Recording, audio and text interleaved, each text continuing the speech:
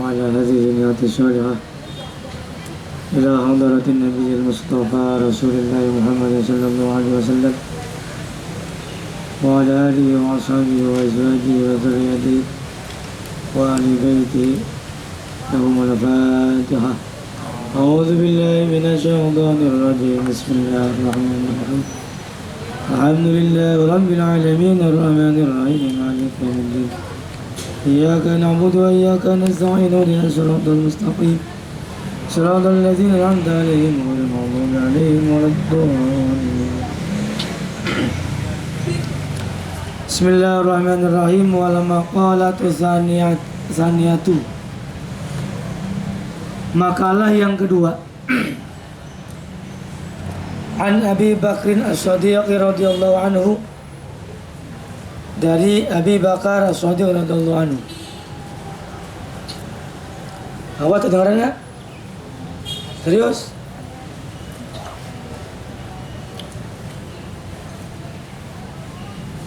Salasun la tudraku bi salasin. Kata Sayyidina Abi Bakar, ada 3 perkara yang tidak bisa ditemukan dengan 3 perkara. 3 perkara yang tidak bisa ditemukan dengan 3 perkara yang tidak bisa didapatkan dengan 3 perkara. Ai salasu khisalin la tudlabu bi salasati asya'. Yang pertama adalah al-ghina bil munah. Yang pertama adalah kekayaan tidak bisa ditemukan bil munah. Jam'u maniyatin. Munah itu jamannya lafaz maniyah. Bidhammil mim. Jadi munah.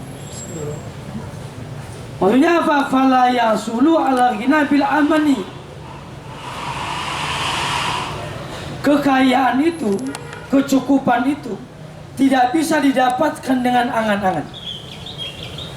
Bal bil qismati minallahi ta'ala. Tetapi kekayaan itu, harta itu hasilnya adalah atas dasar pemberian Allah Subhanahu wa taala. Nih, perhatikan. Setiap orang itu hampir semuanya ingin kecukupan. Benar nggak? Setiap orang. Ini nyambung ke doa lagi. Bahkan doa kita, Rabbana atina fid dunya hasanah wa fil akhirati hasanah wa qina adzaban. Ya Allah, berikanlah kepada kami kebaikan dunia dan kebaikan akhirat. Hampir semua orang, termasuk kita, orang-orang kafir, jelas kebaikan dunia itu maknanya kebanyakan gambarannya adalah apa? Harta, materi. Sebenarnya bukan. Kalau diterangkan sama saya malah panjang lagi. Sebenarnya bukan materi, tapi anggap sebagian kecilnya mungkin adalah materi. Sebagian kecil. Orang ditanya, ingin kaya, ingin miskin? Hanum, ingin fakir, ingin kaya? Yang ada di sini. Ingin banyak harta, ingin sedikit harta? Apa? Ingin apa? Ingin banyak. La yasulu bil amani. Kekayaan itu tidak bisa dihasilkan dengan angan-angan, dengan keinginan. Mana yang pertama nih? Ukuran zahiriyah. Kekayaan itu tidak bisa didapatkan dengan ngelamun. Kesuksesan itu tidak bisa didapatkan dengan hanya ngelamun. Tinggal di kamar, kos-kosan, ngelamun. Seandainya saya punya mobil banyak, seandainya saya punya rumah yang banyak. La yahsul. Faham gak? Hati-hati nih. Celaka kalau orang terlalu banyak angan-angan. Hati-hati. Siapa orang yang banyak angan-angannya? Allazi kasura akluhu, atau allazi kasura syab'uhu. Siapa orang yang banyak angan-angannya? Adalah orang yang banyak makannya, sampai banyak kenyangnya. Maka tidak boleh kamu ketika makan pok. Perempuan nih, kalau perempuan makannya sedikit-sedikit. Jarang perempuan makannya banyak, karena malu sama laki-laki. Kalau laki-laki, kalau di kamar sendiri banyak juga sama. Tapi saya jarang depan laki-laki perempuan makannya kayak laki-laki. Wah, perempuan makannya aja nyapek-nyapek, mengunyahnya aja perempuan mah. Ya, kenapa? Malu sama laki-laki. Kalau di kamar sendiri mah enggak. Aku. Ya. Laki-laki ini nggak tahu malu nih. Mau ada perempuan, mau nggak ada perempuan, wah. Kadang sampai kasura asyabu, sampai terlalu banyak kenyangnya. Hati-hati. Maka jika orang terlalu kenyang makannya, maka dia akan besar syahwat. Kalau kamu makannya kebanyakan, syahwatnya banyak. Syahwat apa? Syahwat dunia. Ketika orang syahwatnya banyak, maka dia akan panjang angan-angannya.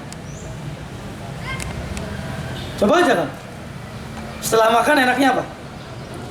Duduk sambil ngantuk ngelamun. Seandainya. Hati-hati. Itu makanan halal. Apalagi makanan haram. Makanan halal aja kalau kebanyakan kamu akan terbatas terlalu banyak angan-angan. Makanya agama menganjurkan kamu banyak puasa. Ijaul mu'minin as-shaum wa qiyamul lail. Cara untuk menahan hawa nafsu itu dua. Satu adalah puasa, yang kedua adalah qiyamul lail. Itu cara untuk apa? Cara untuk meredam nafsu kamu. Cara untuk meredam syahwat kamu. Kalau kamu kebanyakan makan, cenderung syahwat kamu, nafsu kamu cenderung tidak bisa ditahan. Kebanyakan makan, bukan kebanyakan makan, sekali makan, kalau makan itu terlalu kenyang itu. Makan itu secukupnya aja. Akhirnya betul banyak angan-angan, ingin kawin, ngelamunnya di kamar, minta ampun. Kenal aja belum udah mikirnya bagaimana kalau punya rumah di sini, punya anak 2. Kenal aja belum kamu. Hati-hati mahasiswa. Kerja aja belum udah. Saya kerjanya ingin milih ini apa milih ini ya. Coba. Kalau lagi kuliah kan semester akhir tuh. Bingungnya apa? Galau-galaunya. Saya tuh kerjanya bingung. Saya bingung. Bingung apa? Milih apa? Antara kerja ini atau kerja ini? Antara kerja itu. Saya tanya, kamu emang udah daftar kerja belum? Belum, Ustaz. Siapa yang menerima kamu? Belum juga kamu terima kerjaannya udah mikirin milih-milih. Tuh, udah aja mahasiswa. Ustaz, saya bingung. Apa? Saya bingung mau tinggal di sini, mau tinggal di sana. Tinggal di Bandung apa tinggal di kampung halaman? Rata-rata nggak jelas. Kenapa? Mahasiswa itu makannya banyak-banyak dan banyaknya ngelamun. Mau mahasiswa mau orang tua pun sama. Kalau banyak makan, banyak ngelamun itu kadang otaknya itu nggak cerdas. Seperti pintar tapi blow on. Karena pengaruh syahwatnya sebab. Banyak orang-orang tua itu usianya udah tua, tinggal di rumah malas-malasan gitu. Jam 9 tidur, jam 8 tidur, subuh kesiangan. Orang lain pada berangkat ikhtiar mencari nafkah, santai-santai aja. Tapi bayangan orang yang diam di rumah itu, bayangan orang pemalas itu, bayangannya lebih jauh daripada orang yang kerja. Kalau kamu berdagang, berangkat lagi di dagang, bayangan kamu, harapan kamu apa? paling yang dekat-dekat aja. Siapa tahu ada yang beli, pengen yang beli. Tapi orang yang tinggal di rumah, pemalas, kayak kalian ini, banyak pemalasnya. Lamunannya apa? Seandainya saya dapat uang 500 miliar, bayangannya gitu. Seandainya pas lagi jalan menemu emas 5 gram, emas 5 kilo, pasti bayangannya macam-macam. Orang yang terlalu banyak tinggal di rumah, makanya kalau dalam kitab ini nanti diterangkan ada 3 hal. 3 hal yang menjadikan orang rusak, binasa, celaka. Satu adalah hubbu ta'am. Satu adalah apa? Sukanya makanan. Sukanya hanya perut. Tidak bisa membedakan mana dirinya, mana binatang. Kalau binatang itu tujuan hidupnya apa? Binatang itu tujuan hidupnya makan. Bener. Kemana-mana binatang itu pikirannya makan, carinya makan. Kalau manusia seperti itu, seperti binatang, tidak ada bedanya. Silaturahim ke tempat teman, mikirannya makan. Kumpul-kumpul di majelis, ada makannya enggak? Makan. Kayak binatang posisi. Ada acara mabit, nanyainnya ada makannya enggak? Ada acara kumpulan mahasiswa, unit, makannya sama apa? Acara iftar, makannya sama apa? Pergilah ke Salman, ada makan gratis ya? Mikirannya makan, itu kayak binatang. Kalau manusia jangan seperti itu. Manusia itu apa? Makannya untuk hidup. Hidupnya untuk apa? Untuk ibadah kepada Allah. Para ulama itu tidak pernah makan kecuali dia capek melakukan ibadah. Lapar, berzikir, ngaji, talabul ilmi. Karena dia banyak melakukan energi ngajinya, ngapalinnya, baca Al-Qurannya. Lapar, baru makan.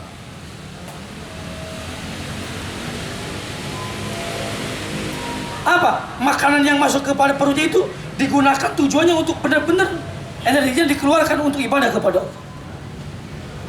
Silakanlah kamu kuliah, makan dulu silakan, karena ibadah. Orang mencari nafkah silakan. Ini yang bahaya ini kemana-mana mikirnya makan, ibadahnya nggak dipikirin. Hancurnya itu diantaranya orang itu binasa, celaka. Dengan apa? Hubbut ta'am. Sama-sama saya pernah dulu waktu ngaji di guru saya itu, ngaji di guru saya. Kamu jangan makan pagi-pagi sebelum ngaji, sebelum ibadah kan. Santri itu nggak boleh. Ayam aja bangun tidur itu nggak makan dulu. Apa? Dia ikhtiar dulu. Jam 6 tuh ayam belum makan. Kalau kamu ini, kalian ini kos-kosan, belum ngaji Quran, belum sholat duha, baru bangun tuh mikirannya makan. Habis bala-balanya 20. Itu belum ngaji.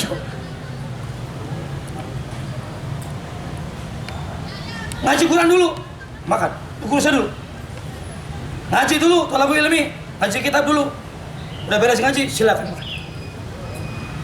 Sampai-sampai saya di satu pesantren itu, nggak ada santri itu yang sebelum jam 10 itu ngelibat, nggak ada yang berani. Nggak ada yang berani, semua kiainya takut. Kalau kamu ini jam 10 udah habis 5 piring. Di rumah udah makan bala-bala, surabi, bubur, pergi ke kampus, makan lagi, kamu udah habis berapa? Ngajinya belum. Ini orang tua pesan, ngaji dulu baru makan. Ibadah dulu, berjamaah sholat subuh dulu, ngaji Quran dulu, wiridan dulu. Ini belum apa-apa, baru bangun di rumah, sedain air, teh manis, baru bangun di rumah kayak gitu. Yang kedua apa? Ini sebelum saya ini celakanya orang di binasa. Hubbun naum. Apa hubbun naum? Suka tidur. Suka tidur. Kebanyakan tidur kamu bahaya nih, parah nih. Nih, remaja nih. Hah? Anak muda nih. Celaka kalau kamu masa-masa seperti ini kebanyakan tidur, benar. Menyesal kamu. Turithul hasarat. Kamu nanti akan merasakan penyesalan. Anak muda gini energi. Bangun sebelum subuh. Anak muda itu harusnya. Kamu bangun jam berapa? Jam 7. Parah. Siang jangan tidur kamu. Anak muda mah nggak pantas. Orang tua aja nggak pada tidur, masuk anak muda mah siang-siang tidur. Celaka kamu. Turithul hasarat. Kamu akan merasakan penyesalan kalau kamu benar di hidup kamu ini banyak tidurnya. Tidur boleh. Tapi jangan lebih 5 jam lah. Jangan lebih 5 jam lah. Ada nggak kamu tidurnya 5 jam? Lebih celaka kamu nanti. Bener kamu. Syukur-syukur kamu bisa 2 jam lah tidur. Bisa nggak? Bisa nggak tidur 2 jam sehari malam? Hah?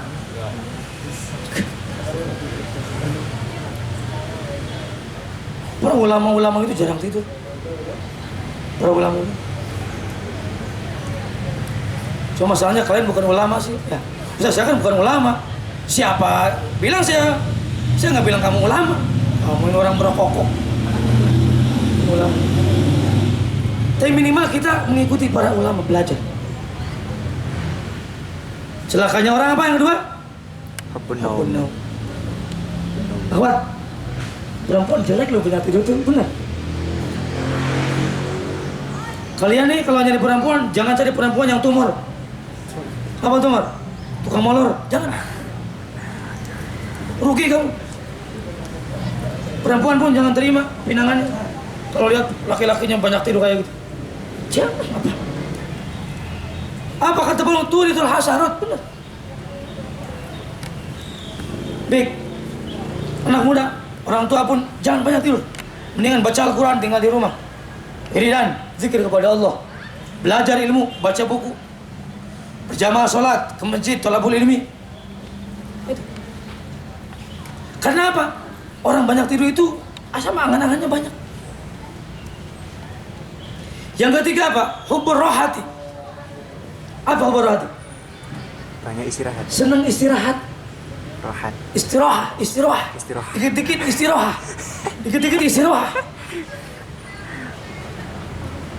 Kalau kamu kebanyakan di rumah, di kos-kosan, Ustaz istirahat di pagi. Istirahatnya main game, nonton TV, dengerin musik. Musiknya musik cinta. Ngelamunnya banyak.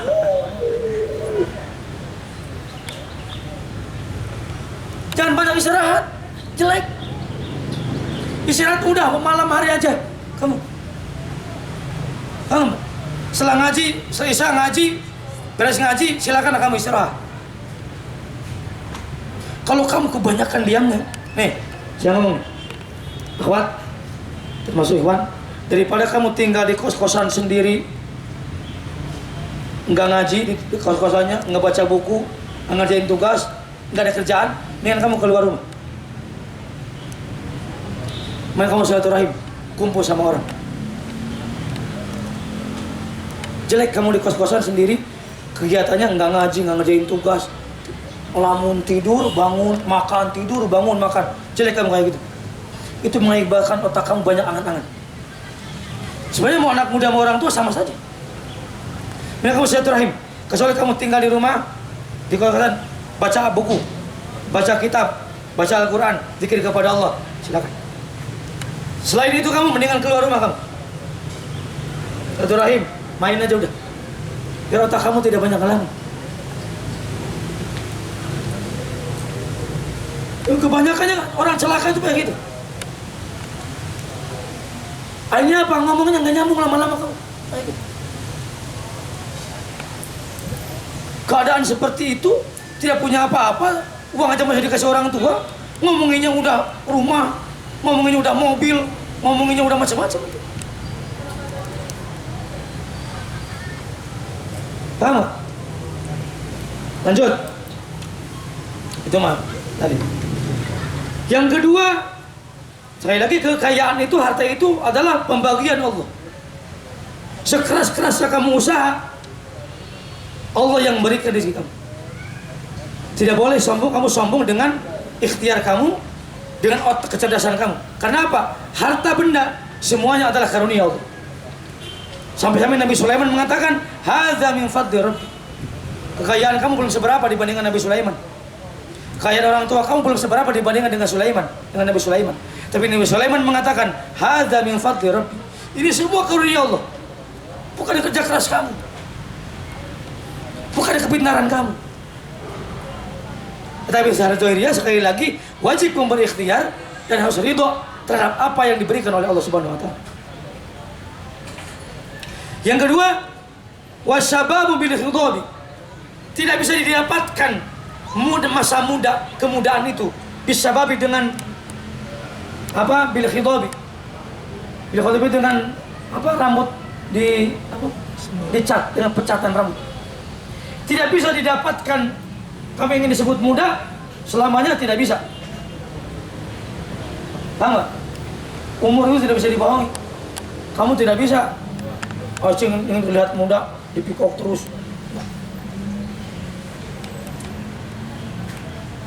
Ngerti gak? Fala yasulu asyababu bi khidabi sya'ri. Nih, waktu itu terus berjalan. Dan waktu yang terlewat tidak mungkin akan bisa kembali. Semua orang pasti akan merasakan penyesalan pada masa lalu. Ketika orang ada penyesalan di masa lalunya, itu orang yang sadar. Makanya kamu harus bersyukur kepada Allah ketika kamu ada perasaan penyesalan ketika masa lalu. Siapa orang yang tidak pernah, orang yang tidak sadar adalah orang yang belum ada penyesalan. Jadi kalau orang dirinya tidak ada penyesalan pada masa lalunya, dia nggak sadar. Untung kalau kamu punya penyesalan, kamu beruntung sekali. Karena Allah sadarkan kamu. Ustaz, saya dulu nyesel nggak disungguh-sungguh. Ustaz, saya dulu nyesel kelakuan saya nggak benar. Ustaz, saya dulu nyesel main-main terus. Allah berikan kesadaran. Untung kamu segitu. Yang tidak, yang parah itu, yang bahaya. Orang tidak pernah ada penyesalan. Itu orang tidak sadar hidupnya. Banyak orang-orang yang udah tua, usianya tua, kelakuannya seperti anak-anak kecil. Orang tua masih pada nongkrong di jalan, masih main gaple, main remi. Sholat aja nggak pernah. Itu masya Allah. Untung kamu mau ngaji. Untung kalau ada orang tua, untung masih mau ngaji, ibadah kepada Allah. Itu diberikan hidayah, diberikan kesadaran oleh Allah Subhanahu wa taala. Banyak orang yang semakin tua, semakin dekat dengan kematian, malah tambah rakus terhadap dunia. Banyak sekali. Jauh kepada Allah. Kalian semakin tambah usia, harus semakin tambah dekat dengan Allah Subhanahu wa taala. Itu orang selamat namanya. Yang ketiga, wasihatu bil audiyati. Kesehatan itu tidak bisa dihasilkan dengan obat. Fala tasulu as-sihhatu bi nafsil audiyati. Tidak bisa kesehatan itu dihasilkan dengan zatnya obat. Tetapi apa? Bal bi sifaillahi ta'ala. Kesehatan itu didapatkan dengan apa? Dengan kesembuhan yang diberikan oleh Allah Subhanahu wa taala. Tetapi wajib ikhtiar. Ya. Kamu mau sakit wajib ikhtiar nggak? Ikhtiar dong. Kalau kamu sakit ke dokter, datang ikhtiar. Tapi ingat, kesembuhan itu bukan zat obatnya. Kesembuhan itu diberikan oleh Allah Subhanahu wa taala. Kalau benar obat itu bisa menyembuhkan, semua orang harusnya sembuh dengan obat. Kalau dokter itu bisa menyembuhkan, harus setiap orang yang datang ke dokter bisa sembuh semua. Kenyataannya tidak. Orang yang minum obat, ada yang sembuh, ada yang mati. Benar nggak? Ada yang tetap saja. Mananya apa? kesembuhan itu semuanya bisifatillahi ta'ala. Paham gak?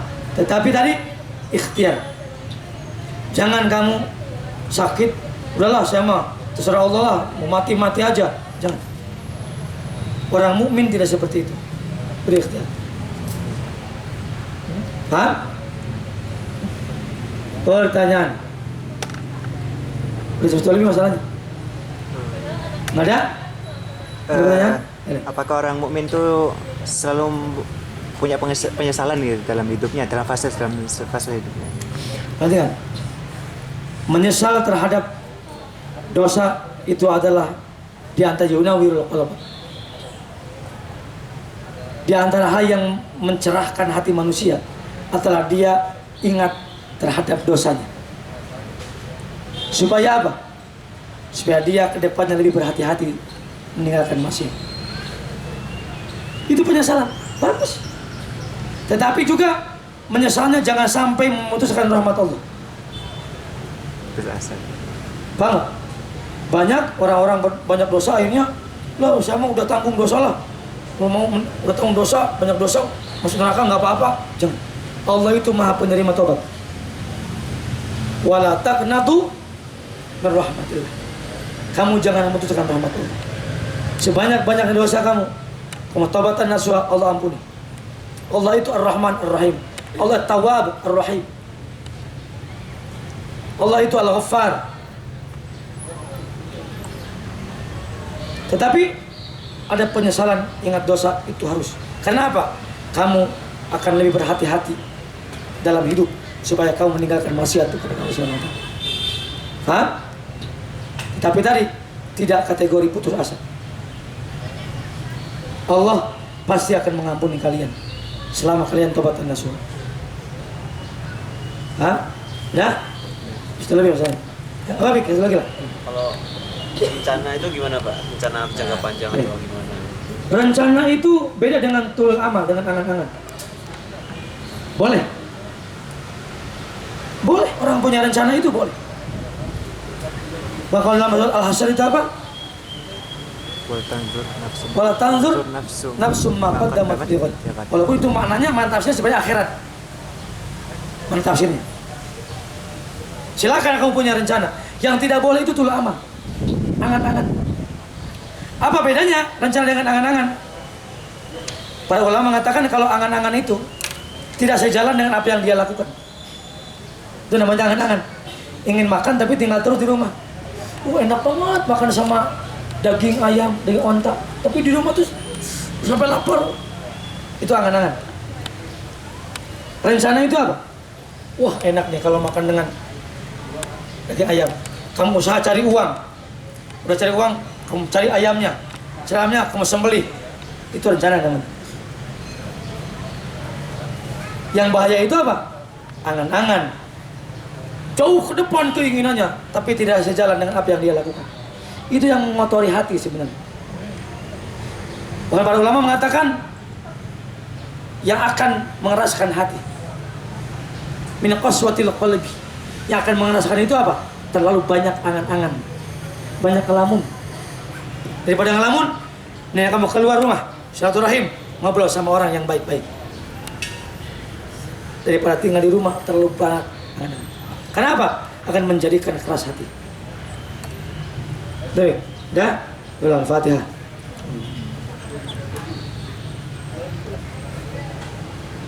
Assalamualaikum warahmatullahi wabarakatuh.